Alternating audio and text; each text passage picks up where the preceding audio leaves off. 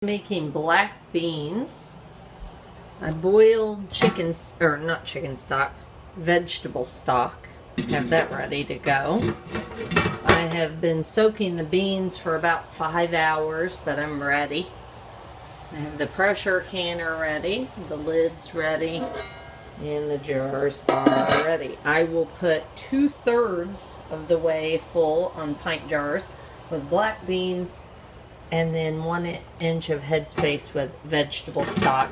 And they call for a 1/2 teaspoon of salt, but I'm just going to put 1/4 of a teaspoon of salt because I put salt in here, and then I can modify the recipes as I make them. Here we go. In the jars. I have 14 jars. I have more beans than I have space. I have put canning salt in, and now for the vegetable stock. A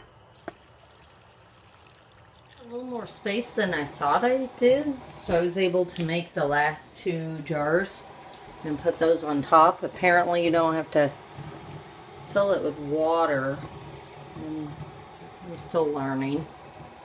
Very good. The timer went off last night about 2 a.m. I let it pressure can for 1 hour and 15 minutes at 10 pounds of pressure, and then I just turned it off and went to bed. It's about 8 a.m. now. It's been resting for 6 hours. Let's see. There it is. I think it kind of stinks. Maybe it's the vinegar. There's a jar. That looks pretty good. I'm on to the second layer. Everything is looking good. I do always remove the pressure gauge before, because if it still holds any pressure, then I just leave it for longer. They're still very warm, but not hot. I had been a little concerned, wondering if they would come above the water level or explode out, because I hadn't let them soak very long, but they look great. They do not look like black beans to me. Hopefully they're not overcooked. It seems like 1 hour and 15 minutes in a pressure canner is a long time, but we'll see. On my second batch of beans, these are pinto beans. I soaked them overnight, actually for about 12 hours from 7 p.m. to 7 a.m. I have vegetable stock again in there. I just brought these up to a boil. I have my lids ready. I brought my jars up to a boil.